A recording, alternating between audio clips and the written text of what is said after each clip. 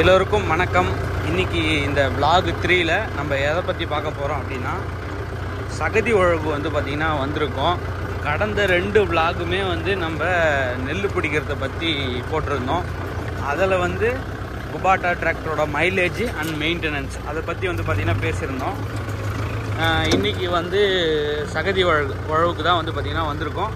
சகதி உழவில் பெர்ஃபார்மன்ஸ் வந்து எப்படி இருக்கும், எவ்வளோ டீசல் போவோம், என்னென்னலாம் நம்ம கன்சிடர் பண்ணணும், எவ்வளோ ஆர்பிஎம்மில் வச்சு ஓட்டுறேன், என்ன கியரில் வைக்கிறேன், மற்ற வண்டிக்கும் இதுக்கும் என்ன டிஃப்ரென்ஸ் இருக்குது, இது எல்லாத்தையுமே வந்து பார்த்திங்கன்னா இந்த வீடியோவில் வந்து சொல்லுவேன். மறக்காமல் வீடியோவை ஸ்கிப் பண்ணாமல் பாருங்கள்.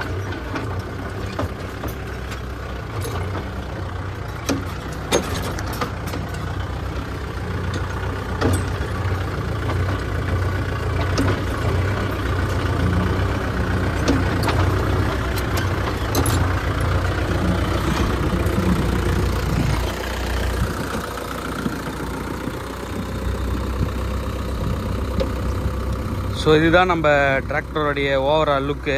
பின்னாடி வந்து பார்த்திங்கன்னா சோனாலிகா ரொட்டவேட்ரு. டோர் மட்டும் வந்து பார்த்திங்கன்னா வேறு கம்பெனி டோர் வந்து போட்டிருக்கேன். ஏன்னா கம்பெனி டோர் வந்து உடஞ்சிடுச்சு, ரொட்டேட்டரில் வந்து டோர் வந்து உடஞ்சிடுச்சு. பிடிஓ ஸ்டாருமே வந்து பார்த்திங்கன்னா புதுசாக வந்து போட்டிருக்கேன்.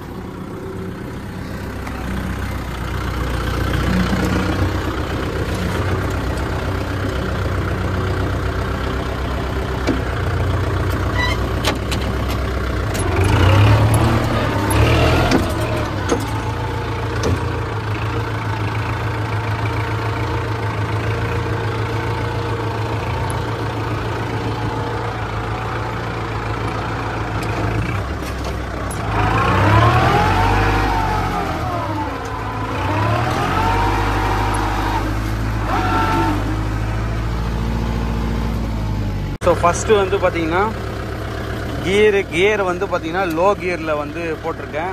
இந்த பக்கம் வந்து 3rd கியரு. அப்புறம் வந்து பார்த்திங்கன்னா இது வந்து பிடிஓ.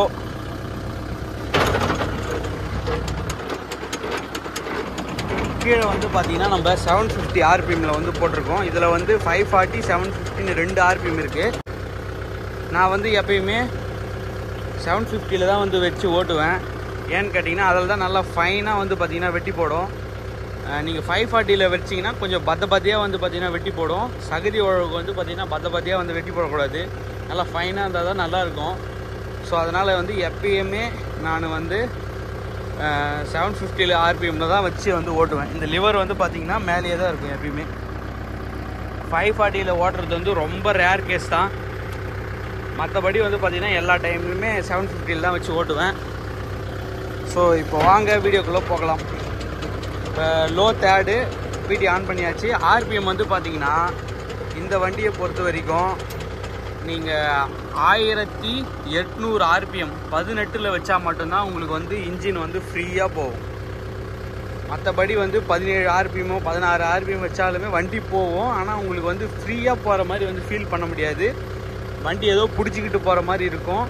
ஏன் அவ்வளோ ஆர்பிஎம் வைக்கணும் அப்படின்னு கேட்டிங்கன்னா, இந்த வண்டியில் ஐடியல் ஆர்பிஎம்மே வந்து 1000 ஆர்பிஎம் இருக்கும், ஓகேங்களா. மற்ற வண்டியில் வந்து பார்த்திங்கன்னா 500 ஆர்பிஎம் தான் இருக்கும்.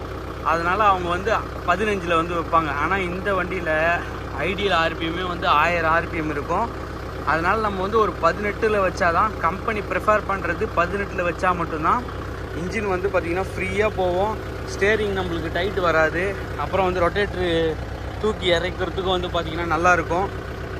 அந்த ஆர்பிஎம்மில் வச்சா தான் வீல் ஸ்பீடும் வந்து பார்த்திங்கன்னா ஓரளவுக்கு மேட்ச் பண்ணும். ஸோ குபாட்டா MU4501 45 HP டிராக்டரில் நீங்கள் 18 ஆர்பிஎம், அதாவது 1800 ஆர்பிஎம்மில் வச்சா தான் உங்களுக்கு வந்து பார்த்திங்கன்னா ஓடும் வண்டி. இது மாதிரி வச்சு ஓட்டி பாருங்கள். நீங்கள் வண்டி வச்சுருந்தீங்கன்னா நீங்கள் ஒரு 16 17 இல்லை 15 வச்சு ஓட்டினீங்கன்னா உங்களுக்கு ஃப்ரீயாக போகிற மாதிரியே தெரியாது, பிடிச்சிக்கிட்டு போகிற மாதிரியே வந்து இருக்கும். சரி வாங்க வீடியோக்குள்ளே போகலாம்.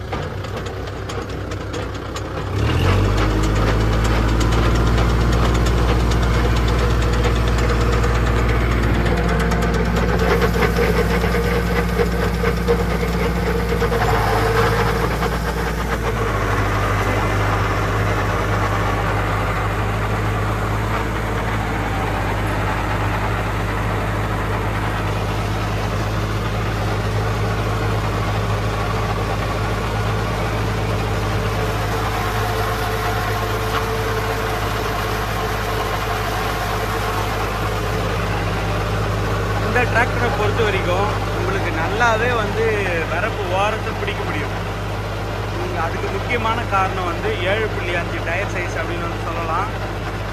இந்த டயர் போட்டிங்கன்னா உங்களுக்கு வரப்பு கிட்ட நெருக்கமாக வந்து பார்த்திங்கன்னா போக முடியும். பாருங்கள்,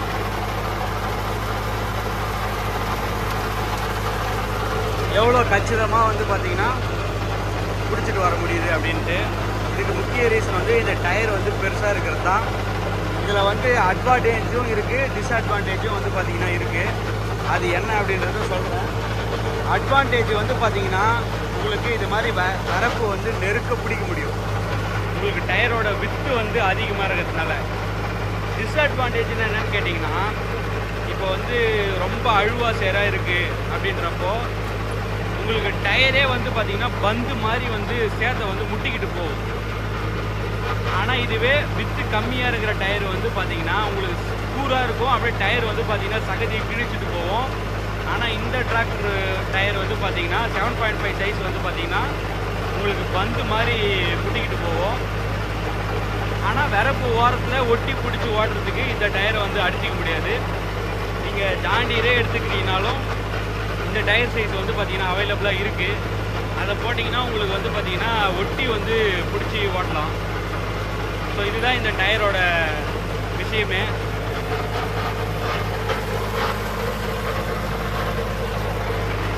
இந்த ரொட்டேட்டர் ஓட்டுறதுலையுமே வந்து சில ஸ்கில் செட்டு வந்து பார்த்திங்கன்னா நம்மளுக்கு வந்து தேவை. எனக்கு தெரிஞ்சதை வந்து பார்த்திங்கன்னா நான் வந்து சொல்கிறேன். அதில் எதுனா தவறுகள் இருந்துச்சுன்னா வந்து நீங்கள் கமெண்ட் பாக்ஸில் வந்து தெரிவிங்க. ஸோ ஃபஸ்ட்டு வந்து பார்த்திங்கன்னா வெலா எடுக்கிறது எப்பயுமே வந்து நேராக இருக்கணும் அப்படின்னு வந்து சொல்லுவாங்க. ஏன்னா முதல் கோணல் முற்றிலும் கோணல் அப்படின்னு சொல்லுவாங்க. நீங்கள் வந்து வெலா எடுக்கிறது, ஃபஸ்ட்டு வெலா எடுக்கிறது வந்து கிராஸாக எடுத்துட்டிங்கன்னா உங்களுக்கு வந்து பார்த்திங்கன்னா பிட்டாக சில இடங்கள் வந்து பார்த்திங்கன்னா மிஸ் ஆகிடும், சகதி உழவு வந்து படாமல் போயிடும். ஸோ அதனால் எப்பயுமே வெலா எடுக்கிறது வந்து பார்த்திங்கன்னா முடிஞ்ச வரைக்கும் வந்து பார்த்திங்கன்னா நேராக எடுங்க. ஒரு சில இடத்துல வந்து நீங்கள் என்ன பண்ணாலும் வந்து வெலா வந்து நேர் எடுக்க முடியாது. அது எது மாதிரி இடம்னு கேட்டிங்கன்னா, இந்த கழனிலேயே அந்த பக்கம் வந்து பாருங்கள், லாஸ்ட்டாக தண்ணி விழுகிற இடத்துல வந்து பார்த்திங்கன்னா அரப்புற வண்டி பள்ளம் வந்து பார்த்திங்கன்னா இருக்குது. ஸோ அது மாதிரி இடத்துல வந்து கொஞ்சம் வண்டி அப்படி இப்படி தான் இழுத்துட்டு போவோம். அந்த மாதிரி இடத்துல வந்து ஓரளவுக்கு மேனேஜ் பண்ணி வந்து பார்த்திங்கன்னா எடுத்தால் போதும். ஆனால் நல்லா போகிற இடம் வந்து பார்த்திங்கன்னா நீங்கள் வெலா வந்து நேராக பிடிச்சிருக்கணும். வெலா நேராக பிடிச்சாதான் உங்களுக்கு வந்து பார்த்திங்கன்னா ஏரியா மிஸ் ஆகாமல் வந்து பார்த்திங்கன்னா உழவு வந்து பார்த்திங்கன்னா கரெக்டாக வரும். ஸோ இது மாதிரி பள்ளத்தில் வந்து வண்டி வந்து அதுவே இழுத்துட்டு போகும். அது மாதிரி இடத்துல வந்து உங்களால் அவ்வளோ நேராக வந்து வெலா வந்து எடுக்க முடியாது. ஸோ அது மாதிரி இடத்துல வந்து எப்படி மேனேஜ் பண்ணி ஓட்டலாம் அப்படின்னு கேட்டிங்கன்னா, நான் ஆல்ரெடி ஒரு ஷார்ட்ஸ் வீடியோ போட்டிருப்பேன். அந்த வீடியோவிலே சொல்லியிருப்பேன். அதுக்கு என்ன பண்ணணும்னா, இப்போ பாருங்கள், இந்த இடத்துல வந்து பள்ளம் வந்து அதிகமாக இருக்குது, ஓகேங்களா? இந்த இடத்துல நேராக எடுக்கணும்னா நம்மளுக்கு வந்து டயர் தான் வந்து பிரச்சனை கொடுக்கும். டயர் என்ன பிரச்சனை பண்ணும் அப்படின்னா, உங்களுக்கு வந்து பள்ளம் இருக்கிற இடத்துல வந்து பார்த்திங்கன்னா ஒரு டயர் நிற்கும், மோடாக இருக்கிற இடத்துல வந்து பார்த்திங்கன்னா ஒரு டயர் வந்து பார்த்திங்கன்னா வேகமாக சுற்றும். ஸோ இது மாதிரி ஒரு டயர் ஒரு வேகமும் இன்னொரு டயர் இன்னொரு வேகம் சுற்றுற டைமில் தான் வந்து நம்மளுக்கு வண்டியை வந்து இப்படி வந்து பார்த்திங்கன்னா இழுக்கும். அதுக்கு நம்ம என்ன பண்ணலான்னு கேட்டிங்கன்னா, பிரேக்கை வந்து ஒரு 30% வந்து மெரிச்ச மாதிரி இருக்கணும், மெரிக்காத மாதிரி இருக்கணும். வண்டி வந்து மூவ் ஆகாத அளவுக்கு மெரிக்கக்கூடாது, வண்டி வந்து பார்த்திங்கன்னா ஃப்ரீயாகவும் போடுற அளவுக்கு விட்டுறக்கூடாது. ஒரு 30% லைட்டாக அழுத்தி பிடிச்சிங்கன்னா உங்களுக்கு வந்து டிஃப்ரென்ஷியல் லாக் வந்து பார்த்திங்கன்னா ஒர்க் ஆகாமல் போயிடும், ஓகேங்களா? அதனால் 2 வீலுமே ஒரே மாதிரி வந்து சுற்றும். அப்போ ஓரளவுக்கு வந்து பார்த்திங்கன்னா வண்டி வந்து நேராக போகும்.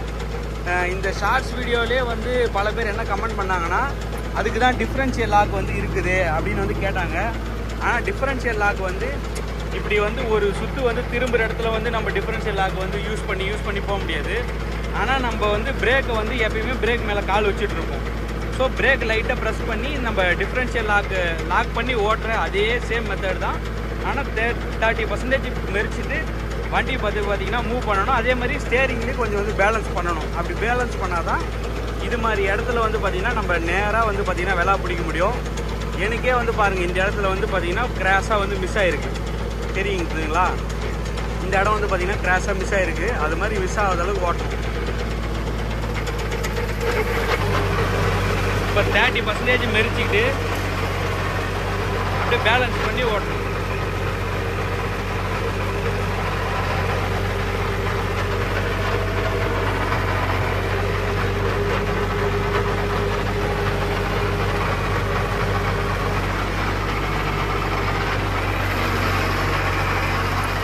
ஸோ இது மாதிரி கொஞ்சம் லைட்டாக பிரேக்கை மெரிச்சிங்கன்னா உங்களுக்கு டிஃப்ரென்ஷியல் லாக் வந்து ஒர்க் ஆகிற அதே மெத்தடு தான் வந்து ஒர்க் ஆகும்.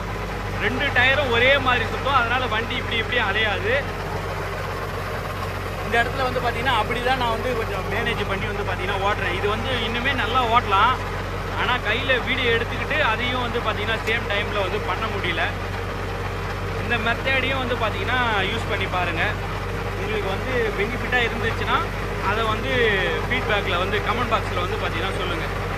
ஸோ இப்படி தான் வந்து பார்த்தீங்கன்னா விலை வந்து நேராக பிடிக்கணும். விலை நேராக பிடிச்சா தான் நம்மளுக்கு வந்து ஏரியா வந்து மிஸ் ஆகாமல் வரும். அதே மாதிரி நம்மளுக்கு கியர் சேஞ்ச் பண்ணி வந்து பார்த்தீங்கன்னா ஓட்ட தெரியணும் இடத்துக்கு ஏற்ற மாதிரி. அது என்ன இடத்துக்கு ஏற்ற மாதிரி அப்படின்னு கேட்டிங்கன்னா, இப்போ இந்த வண்டியிலே வந்து டயர் வந்து பார்த்தீங்கன்னா சுத்தமாக இல்லை, ஒரு 20% கூட வந்து பார்த்தீங்கன்னா இல்லை. ஸோ இந்த மாதிரி டயர் கண்டிஷன் அப்போது நம்மளுக்கு வந்து வீல் வந்து ரொம்ப பறிக்கும். ஒரே இடத்துல வந்து பார்த்திங்கன்னா வீல் சுற்றிக்கிட்டே இருக்கும். ஸோ அதனால் வந்து வண்டி வந்து ஃப்ரீயாக போக முடியாது, வண்டி வந்து நகர முடியாது. அப்போ என்ன பண்ணுறீங்கன்னா, ஒரு சுற்று மட்டும், ஃபஸ்ட்டு சுற்று மட்டும் வந்து பார்த்திங்கன்னா லோ 4th வந்து போட்டு ஓடிடணும். ஓரம் வந்து பார்த்திங்கன்னா ஒரு சுற்று வந்துடணும். இப்போ இந்த கழனிலே நான் வந்து பார்த்திங்கன்னா ஓரம் ஒரு சுற்று வந்து லோ 4th போட்டு வந்து ஓட்டிட்டேன். அப்படி ஓட்டிட்ட பிறகு நம்மளுக்கு அந்த சேரு வந்து பார்த்திங்கன்னா ஃப்ரீ ஆகிடும். அதுக்கு அடுத்த உழவில் என்ன பண்ணணும்னா, அதுக்கு அடுத்த பலாவில் என்ன பண்ணணும்னா, ஒரு டயரை உள்ளே விட்டுணும். இது மாதிரி ஒரு டயர் உள்ளே விட்டுட்டிங்கன்னா உங்களுக்கு இந்த டயருக்கு வந்து பார்த்திங்கன்னா நல்லா க்ரிப்பு கிடைக்க ஆரம்பிச்சிடும். ஏன்னா ஏற்கனவே நீங்கள் வந்து பார்த்திங்கன்னா ஓட்டிட்டீங்க இல்லையா, உங்களுக்கு வந்து இந்த டயரில் வந்து க்ரிப்பு கிடைக்க ஆரம்பிச்சிடும். இந்த டயர் வந்து வழுக்கிட்டு தான் போகும். ஆனாலும் நீங்கள் வந்து பார்த்தீங்கன்னா ஒரு டயர் உள்ளே வச்ச மாதிரி ஓட்டிக்கிட்டே வந்தீங்கன்னா உங்களுக்கு வந்து பார்த்தீங்கன்னா ஃப்ரீயாக வந்துடும் வண்டி. இது வந்து டயர் இல்லாத கண்டிஷன்லேயும் அப்படி ஓட்டலாம். அப்படி இல்லைன்னா ரொம்ப அழுவாக சேராக இருக்குது, வண்டி வந்து மூவே ஆக மாட்டேங்குது அப்படின்ற டைமில் வாரம் ஒரு சுற்று மட்டும் கியர் சேஞ்ச் பண்ணி ஹை ஃபஸ்ட்டோ இல்லை லோ டாப்போ அது மாதிரி கியரை சேஞ்ச் பண்ணி ஓட்டிட்டு அதுக்கப்புறம் அடுத்த வளப்பில் என்ன பண்ணணும்னா ஒரு டயரை உள்ளே வச்சு ஓட்டிக்கிட்டே வரணும். இப்படி ஓட்டிகிட்டு வந்தாவே உங்களுக்கு வந்து பார்த்திங்கன்னா வண்டி வந்து வீல் ஸ்லிப் இல்லாமல் கொஞ்சம் ஃப்ரீயாக வந்து பார்த்திங்கன்னா போக ஆரம்பிச்சிடும். ஸோ அப்படி தான் வந்து பார்த்திங்கன்னா இந்த கழனி ஓட்டிகிட்ருக்கேன். பாருங்கள், நான் ஆல்ரெடி சொன்ன மாதிரி இந்த வாரம் வந்து ஒரு சுற்று வந்து வந்துட்டேன். இப்போது இந்த டயரை வந்து பார்த்திங்கன்னா உள்ளே வச்சுட்ருக்கேன்.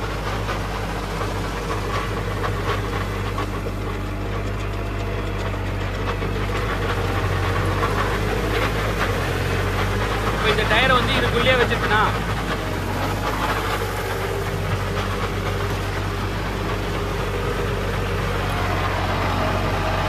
ஸோ இவ்வளோ பெரிய பள்ளத்துலேயும் நம்மளுக்கு வந்து பார்த்திங்கன்னா இது மாதிரி உள்ளே வச்சு ஓட்டுறதுனால வண்டி வந்து பார்த்திங்கன்னா ஃப்ரீயாக போகும். இந்த டயர் வந்து பாருங்கள் எவ்வளோ லோடு எடுத்து போகுது, ஆனால் இந்த டயர் வந்து ஃப்ரீயாக வந்து பார்த்திங்கன்னா போயிட்டே இருக்கும். இப்படி தான் வந்து பார்த்திங்கன்னா நம்ம கியர் சேஞ்ச் பண்ணி இருக்கிற இடத்துக்கு ஏற்ற மாதிரி வந்து ஓட்டணும். அந்த டைம்லாம் வந்து நம்ம ஒரு ரொட்டேட்டர் அகலத்துக்கும் பிடிச்சிட்டு ஓட்ட முடியுமானா முடியாது. பாதி ரொட்டேட்டர் வந்து பார்த்திங்கன்னா உள்ளே தான் வர மாதிரி இருக்கும்.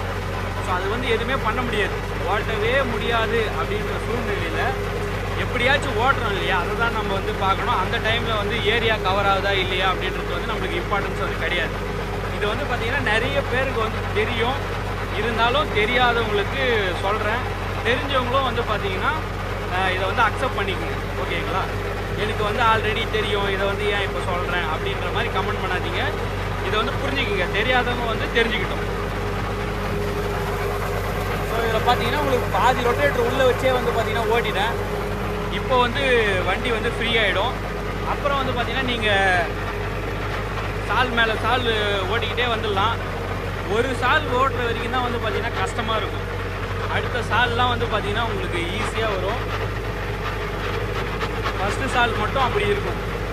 அடுத்தடுத்த சாலில் நீங்கள் வந்து பார்த்திங்கன்னா ஃப்ரீ பண்ணி ஓடிக்கிட்டே வரலாம்.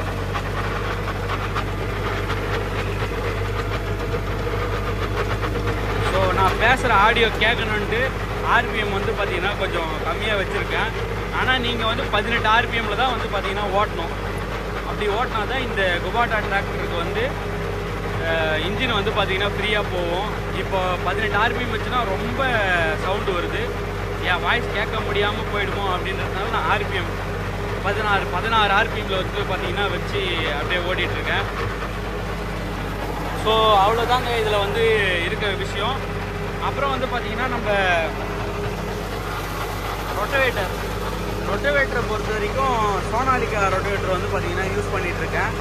நான் ஏன் சோனாலிகா ரொட்டவேட்டர் வாங்கினேன் அப்படின்னா, ஆல்ரெடி இதுக்கு முன்னாடி நான் சோனாலிகா டிராக்டர் வந்து பார்த்திங்கன்னா வச்சுருந்தேன். DI RX 47 அந்த மாடல் வந்து பார்த்திங்கன்னா வச்சுருந்தேன். அதுக்கு கொடுத்த ரொட்டவேட்டர் தான் இது.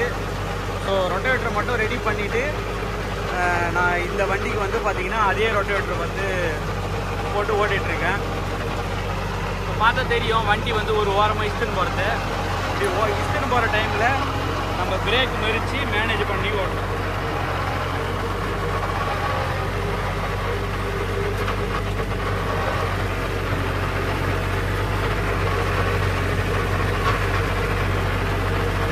ஸோ அதனால தான் நான் வந்து சோனாலிகா ரொட்டேட்டர் வந்து பார்த்திங்கன்னா அந்த வண்டி வாங்க சொல்லும் போது எனக்கு வந்து சோனாலிகா ரொட்டேட்டர் வந்து கொடுத்தாங்க ஆஃபரில். ஸோ அந்த ரொட்டேட்டரே வந்து பார்த்திங்கன்னா யூஸ் பண்ணுறேன். ஆனால் என்னை பொறுத்த வரைக்கும் வந்து பார்த்திங்கன்னா இந்த டிராக்டருக்கு எஸ்பெஷலி குபாட்டா டிராக்டருக்கு வந்து உங்களுக்கு சக்திமான் ரொட்டேட்டர் வந்து பார்த்திங்கன்னா நல்லாயிருக்கும். நீங்கள் மற்ற ரொட்டேட்டரும் வந்து போட்டு ஓட்டலாம். நான் எனக்கு தெரிஞ்ச அனுபவத்தை வந்து சொல்கிறேன். சக்திமான் ரொட்டேட்டரே வந்து பார்த்திங்கன்னா உங்களுக்கு பெஸ்ட்டாக இருக்கும்.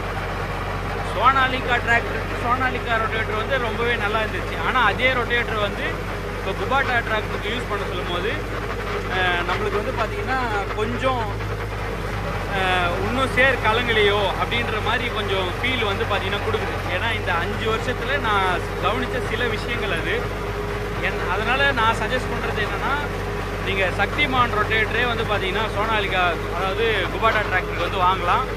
அது மட்டும் இல்லாமல் மிக மிக முக்கியமான விஷயம் என்னென்னா, இந்த 45 HP டிராக்டருக்கு நீங்கள் வந்து 36 பிளேடு ரொட்டவேட்டர் போட்டால் தான் ஃப்ரீயாக வந்து பார்த்திங்கன்னா வண்டி வந்து போகும். என் ரொட்டவேட்டர் வந்து பார்த்திங்கன்னா 42 blade rotavator, Sonalika rotator 6 feet கிட்ட வரும். ஸோ இந்த ரொட்டேட்டர் என்ன ஆகுதுன்னா வண்டிக்கும் ஓவர் வெயிட் வந்து கொடுக்குது.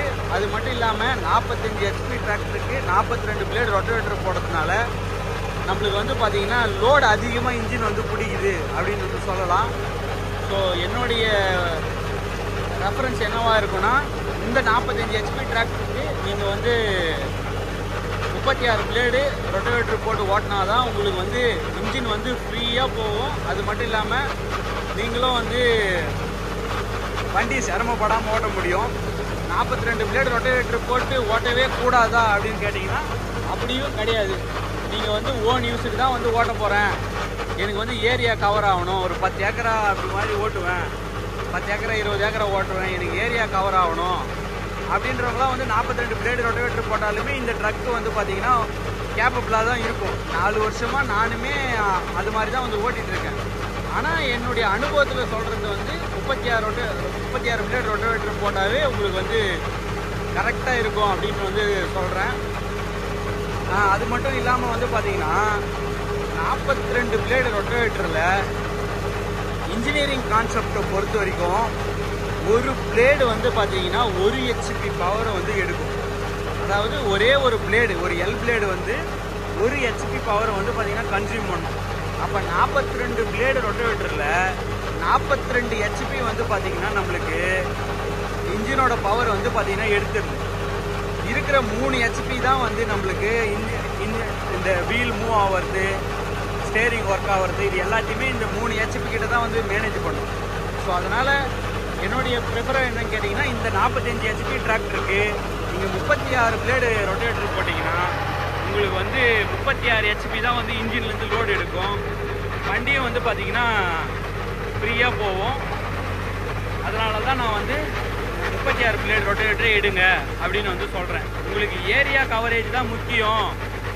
என் நிலம் வந்து ரொம்ப பஞ்சாக இருக்கும், மண் வந்து அவ்வளோ கடுசாக இருக்காது, பஞ்சாக இருக்கும். ஆனால் எனக்கு ஏரியா தான் முக்கியம், சேரு வந்து கலங்கணும்லாம் அவசியம் இல்லை அப்படின்னா கூட நீங்கள் வந்து 42 பிளேட் ரொட்டேட்டர் தாராளமாக போட்டு ஓட்டலாம். நானுமே இந்த 4 வருஷத்தில் 5 வருஷத்தில் 42 பிளேட் ரொட்டேட்டர் தான் வாடகைக்கும் ஓட்டுறேன், ஓன் யூஸுக்கும் வந்து பார்த்திங்கன்னா ஓட்டிக்கிறேன். அதான் வந்து ஒரு 36 பிளேட் ரொட்டேட்டராக இருந்தால் இன்னும் ஈஸியாக இருந்திருக்கும் அப்படின்ற மாதிரி எனக்கு வந்து ஃபீல் ஆகுது. ஸோ இதுதான் வந்து நான் சொல்ல நினச்சது.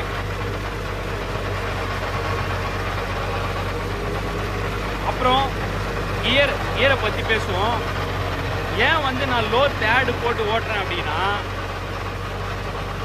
இந்த வண்டிக்கு லோ தேர்டில் ஓட்டினா மட்டும்தான் ரொட்டேட்டர் வந்து பார்த்திங்கன்னா ஃப்ரீயாக போகுது.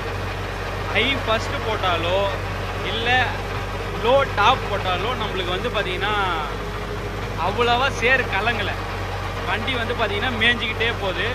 ஸோ அதனால் என்ன ஆகுதுன்னா லோ தேர்டு போட்டு ஓட்டினா தான் கரெக்டாக இருக்குது. அதனால தான் நம்ம லோ தேர்டு கியர் வந்து போட்டு ஓட்டுறோம்.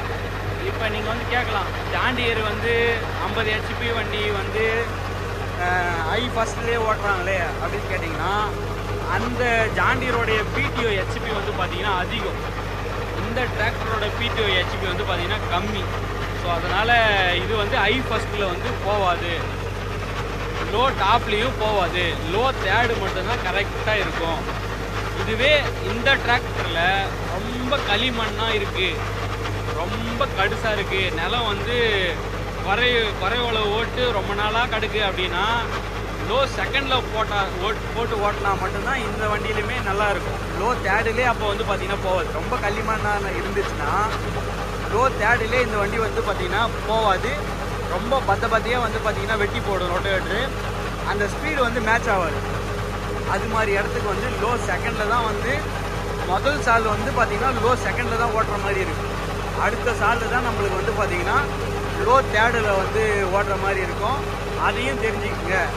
உங்களுக்கு வந்து ரொம்ப ஏரியா வந்து கவர் பண்ணணும், வண்டி ஸ்பீடாக போகணும் அப்படின்னா இந்த 45 HP வந்து பார்த்திங்கன்னா பத்தாது. நீங்கள் 5502க்கு தான் போய் ஆகணும். 50 HP கேட்டகரி இருக்கக்கூடிய அந்த வண்டிக்கு தான் வந்து போய் ஆகணும். இந்த 45 HP வந்து பார்த்திங்கன்னா உங்களுக்கு ஹை ஃபஸ்ட்டுக்கோ இல்லை லோ டாப்லேயோ வந்து பார்த்திங்கன்னா போகுமானா கண்டிப்பாக வந்து பார்த்திங்கன்னா போகாது. அதையும் வந்து பார்த்திங்கன்னா தெரிஞ்சுங்க.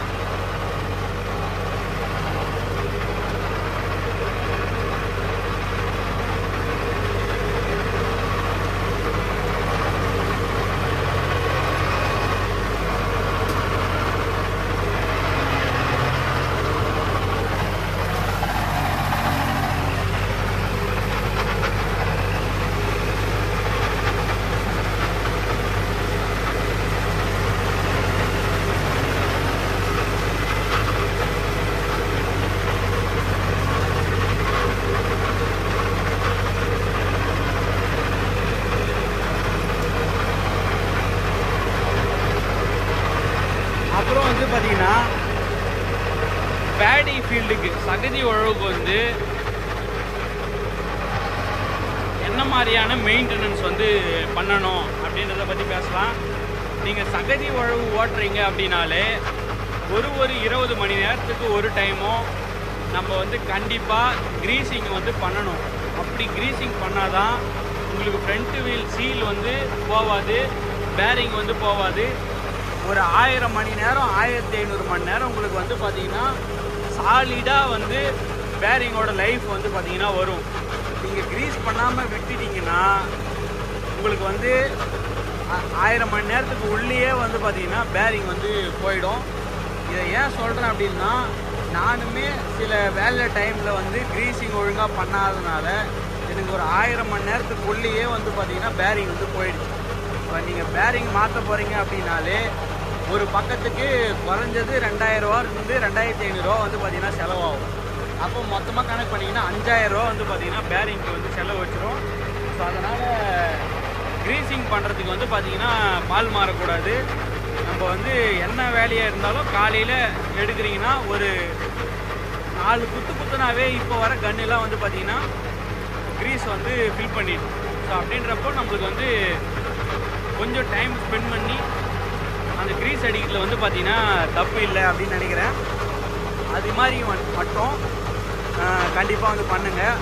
அதுக்கப்புறம் பார்க்க வேண்டிய முக்கியமான விஷயம்னா, இந்த மட்காடு கேப்புக்குள்ளே வந்து சகதி வந்து பார்த்தீங்கன்னா ரொம்ப உக்காந்துக்கும். உங்களுக்கு இந்த டிராக்டரில் வந்து பார்த்தீங்கன்னா மட்காட்டில் கை விட்டு எடுக்கிறது வந்து ஈஸியாக தான் இருக்கும். ஸோ அதை முடிஞ்சால் வந்து பார்த்தீங்கன்னா அன்றைக்கே வந்து பார்த்தீங்கன்னா வெளியே எடுத்துருங்க. அப்படி வெளியே எடுக்காமல் விட்டுட்டீங்க அப்படின்னா அது என்ன ஆகுனா தண்ணி வந்து கழனி தண்ணி வந்து அதில் பட்டு சகதி வந்து தேங்கி அந்த இடம் வந்து டக்குன்னே வந்து பார்த்தீங்கன்னா துருப்பிடிக்க வச்சிடும்.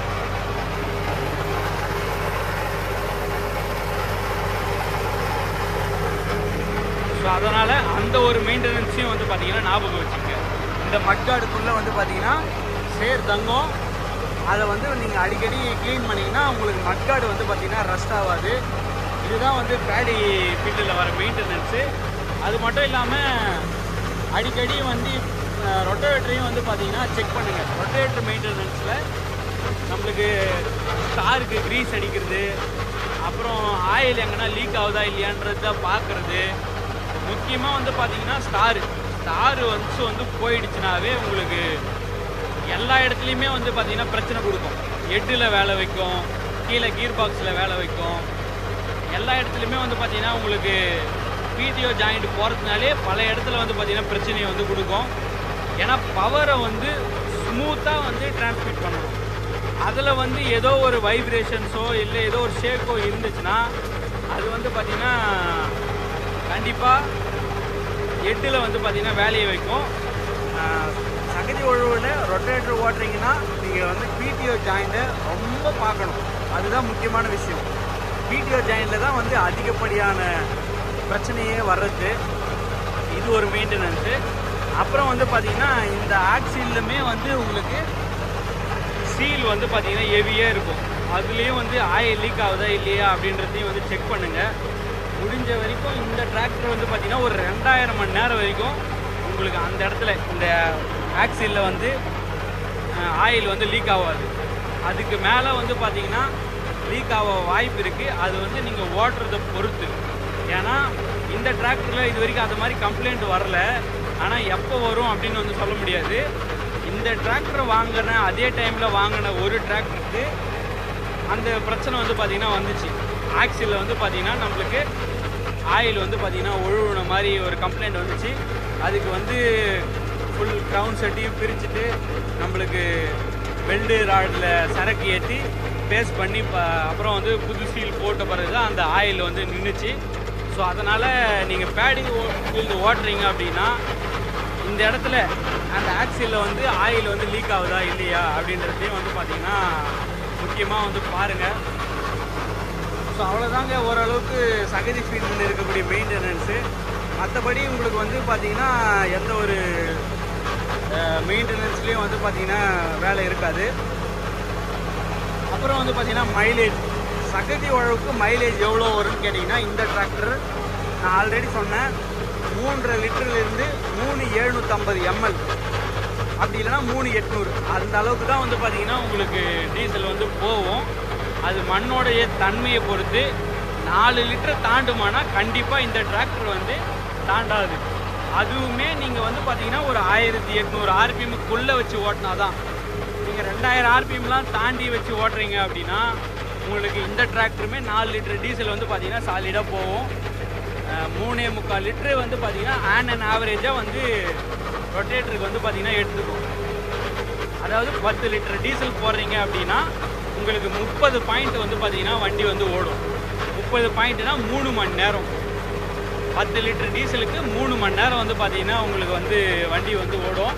அப்படி கணக்கு பண்ணிங்கன்னா உங்களுக்கு 3 லிட்ரு 330 ml வந்து பார்த்தீங்கன்னா போவோம். ஆனால் நம்ம வந்து எக்ஸாக்டாக அதுதான் இருக்கும் அப்படின்னு வந்து சொல்ல முடியாது. மண்ணோடைய தன்மையை பொறுத்து. அது மட்டும் இல்லாமல் நம்மளுக்கு எவ்வளோ இன்டென்சிவாக கொடுத்து ரொட்டேட்டர் இறக்கி ஓட்டுறோம், எந்த கியரில் ஓட்டுறோம், இதை பொறுத்து எல்லாமே வந்து பார்த்திங்கன்னா அந்த மைலேஜ் வந்து மாறும். அதனால தான் நான் சொல்கிறேன் உங்களுக்கு மைலேஜ் வந்து 3 லிட்டருக்கு மேலே இருக்கும், 4 லிட்டருக்குள்ளேயும் இருக்கும். 4 லிட்டருக்கையும் தாண்டாது இந்த வண்டி மைலேஜை பொறுத்த வரைக்கும். ஸோ பிளாகில் வந்து பார்த்திங்கன்னா நம்ம நேர் உழவு பெருவழவு வந்து பார்த்திங்கன்னா ஓட்டிட்டு இப்போ குறுக்கு உழவு வந்து பார்த்திங்கன்னா ஓட்டிகிட்ருக்கோம். ஃபஸ்ட்டு ஒரு உழவு தான் வந்து பார்த்திங்கன்னா கொஞ்சம் கஷ்டமாக இருக்கும். அடுத்தடுத்த உழவுலாம் வந்து பார்த்திங்கன்னா ஈஸியாக வந்து ஓட்டிடலாம். நம்மளுக்கு ரொட்டேட்ரு லிவர் பிடிக்கணும்னு கூட அவசியம் இல்லை. நீங்கள் லிவர் ஒரு பாயிண்ட்டு 12, 13 பாயிண்ட் வச்சுட்டிங்கன்னா அது பாட்டு வந்து பார்த்திங்கன்னா வண்டி போயிட்டே இருக்கும். ரொம்ப லோடு பிடிக்கிற இடத்துல மட்டும் நம்ம லிவர் பிடிச்சி கொஞ்சம் அட்ஜஸ்ட் பண்ணுற மாதிரி வரும். மற்றபடி வந்து பார்த்திங்கன்னா உங்களுக்கு ஈஸியாகவே இருக்கும். ஸோ இதுதாங்க வந்து பார்த்திங்கன்னா ரொட்டேட்டர் ஓட்டுறதுல நான் வந்து சொல்லணும்னு நினச்ச சில விஷயங்கள். இன்னுமே பல விஷயங்கள் வந்து பார்த்திங்கன்னா இருக்குது. ஆனால் அதை வந்து ஒரே விலாகில் நான் வந்து சொல்ல முடியுமானா அது வந்து தெரியல. ஸோ அதனால் பேடி ஃபீல்டு விலாகும் இன்னொரு விலாகும் போடுவோம். அதில் இன்னும் இதில் என்னென்னலாம் சொல்லலையோ அதை வந்து அந்த வீடியோவில் வந்து கண்டிப்பாக வந்து சொல்கிறேன். ஸோ இவ்வளோ நேரம் நம்ம வீடியோ பார்த்துருந்த அனைத்து நல்ல உள்ளவங்களுக்கும் நன்றி. இந்த மாதிரி விலாகில் என்னென்னலாம் நான் சொல்லணும்னோ அதை வந்து சொல்லிட்டேன். உங்களுக்கு வேறு என்ன சந்தேகங்கள் இருந்தாலும் வந்து பார்த்திங்கன்னா கேளுங்க. கமெண்ட் பாக்ஸில் கேட்டிங்கன்னா அடுத்த வீடியோவில் வந்து பார்த்திங்கன்னா நம்ம கண்டிப்பாக அதை வந்து சொல்லுவோம். ஃபஸ்ட்டு வீடியோவுக்கே வந்து நல்ல ரெஸ்பான்ஸ் வந்து இருந்துச்சு. மேலும் நமது சேனலை வந்து தொடர்ந்து கவனிச்சே இருங்க. நன்றி, வணக்கம், ஜெய்ஹிந்த்.